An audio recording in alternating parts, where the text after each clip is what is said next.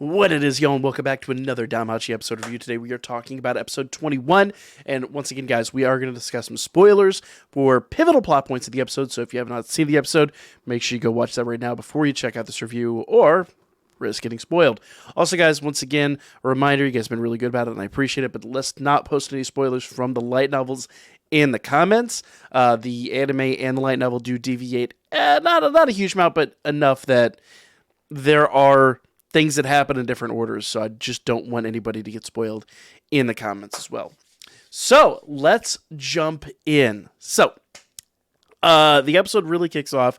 As you guys remember, Belle and Ryu found this oasis, and they're now healing. And it's they light a fire. Belle even mentions like how he had to use some of his magic to light the fire. And the long and the short of it is, it's an effort, but it's not 100%. It's that, they're still not fully healing. In fact, they even mentioned, like, the temperature's really cold. They risk hypothermia, so they literally have to, if nobody knows how hypothermia is treated, skin contact. Plain and simple. They both get under that big robe that Ryu's been wearing, and they literally have to huddle together and use each other's body warmth to stop from literally, freezing to death. I mean, obviously it's not freezing necessarily, but if your body temperature drops to a certain point, you're not going to survive. So the reality is they've just basically got to do that. Obviously their clothes got wet, and, they've been traveling this dungeon with very, very, very little protection. So, it's a dangerous situation. That's pretty much the first half of the episode. Literally, it's just them having discussions about it. Ryu tells Belle the whole story of the Estrella Familia, a lot of the stuff that we've kind of picked up along the way, especially last episode. Oh my goodness. Last episode is just brutal. So it's not like super pivotal. Just a lot of good stuff, all around just a solid episode. There's not really anywhere where the animation, this is one of those episodes where they can kind of make up some of the space in the animation by literally just animating faces and have the figures themselves do minimal work. It's one of those things that JC staff does a lot, and I get onto them for it, but this is like the perfect episode to do it in. You never really notice the animation, was, I won't call it lazy, but it's one of those excusable situations where you're like, you wouldn't even notice. There's no point in having people digitally draw, all the figures, frame by frame by frame. So no complaints here on the animation, no real complaints on the story, and it was all very straightforward. And of course, they even mention, we eventually have to move. Ryu even mentions that her leg is set, but not really. The bones are a little offset. Belle's not fully healed, but they can't do anything. They've got to get at least to the save point with the floor 18, if I recollect. Can't remember the exact floor number. They've basically got to get to the right point, and that's their goal right now. That's where they're going, where they're headed. So they're like, obviously the end goal is get to the surface. Get to the surface, get out of there. They've got to move on. So the reality is they have to move. And they even mentioned they're like, if if you stay in the dungeon too long, it just becomes unforgivable. And they talk about the dungeon like it's a sentient being, but really it kind of is. Like multiple times during the series, and especially during the light novels, they mentioned that the dungeon is essentially the deity of all the monsters. Even the Xenos call the dungeon Mother. So I don't remember if they do that in anime, but they do in the light novel.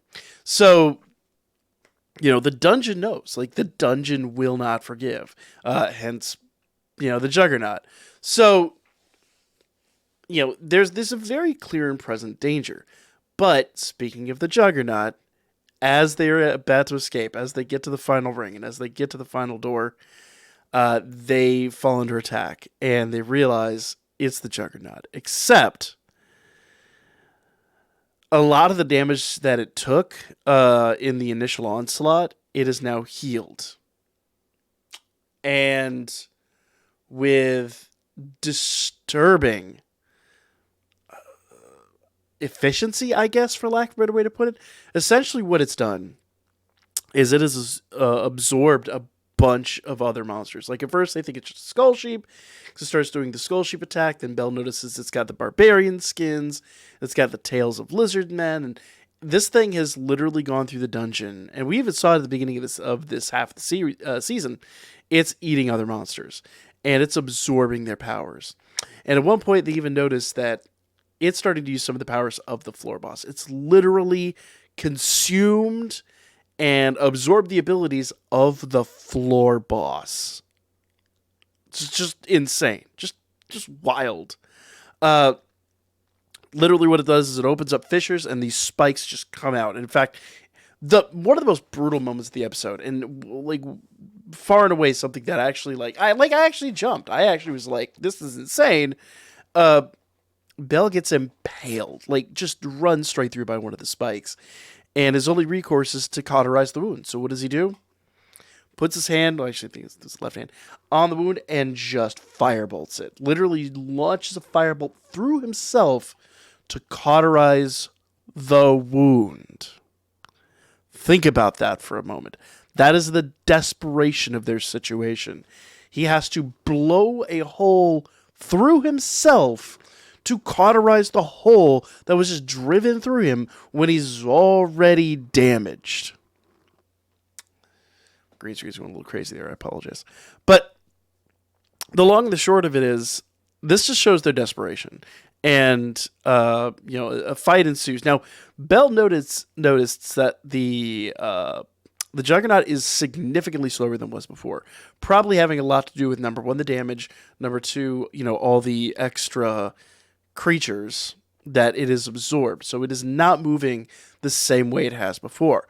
It will still deflect magic, I would imagine, unless, and once again, it's my fault for not getting this far in the light novels yet.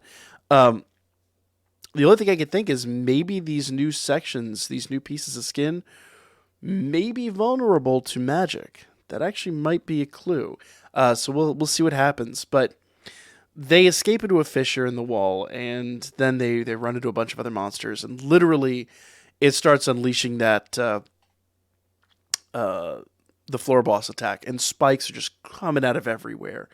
And thankfully it takes out all the monsters around them, and they're literally able to just skate by, and Ryu's just gives up, essentially. But think about the situation they're in, right? How many of y'all would have gotten half as far as they have? Man, just the Coliseum alone, most people just give up. And Ryu multiple times has pretty much given up. And, there's even a lot of talk about the Estrella Familia and how much, Belle recognizes that the fam wants her to live on. She just hasn't really caught on to that yet. It just goes on and on and on. And finally, she just literally passes out. And Belle's like, you know what? This is Sleep Warrior. And then, for those that know that reference, most everyone should. And then stands up and essentially, because Ryu actually did use some of her healing magic on his wound there. So it's not fully healed, but it is definitely better than a cauterized hole through his abdomen. And stands up and is like, I've got to finish this. And that's pretty much where the episode ends. Belle is standing over a passed out Ryu in this fissure in the wall. And he's going to go face the Juggernaut. So the next episode is going to be insane. Guys, episode 22 is going to be nuts. Absolutely nuts. We are now 3 episodes away from I think 3, away from the end of the series, guys. The season. Hopefully not the series. Hopefully they do more. They should. There's still plenty of light novels out there. In fact, I'd love it if they would cover some of the other stories. Do a whole season on the Estrella record. Oh my gosh. Do some more Sword Oratoria. I would love it. I would absolutely love it. Hopefully, if the series keeps getting the reception that it's getting, and the treatment, frankly, this season is getting, I really think that might happen. So fingers crossed on that. But let me know what you guys thought of the episode. I'm going to give it a solid... I'm not going to bash it too hard. I'm going to give it a 7 out of 10, only because the first half of the episode, there wasn't a huge amount going on. But when everything picked up, and once again, it didn't need to. It didn't need to. 7 out of 10 is still a really solid score. You gotta consider 5 out of 10 is average. So well above average, still very good. Just, it's a segue episode between where we came from with the Colosseum and where we're going with the Juggernaut, and then obviously getting out of the dungeon. So, let me know what you guys thought in the comments down below. By the way, guys, we are still going to be doing a Discord giveaway for the final episode. I have a bunch of these challenge coins, and I'm going to be doing a giveaway in the Discord for the final episode. So make sure you guys like, subscribe, and join the Discord, which will be linked in the description down below. And I will make that announcement next week as soon as we know how that's actually going to work. But final episode, we'll do a big Discord giveaway, big Discord party. Like, comment, share. Hope to see you guys there, and I'll catch you all in the next one.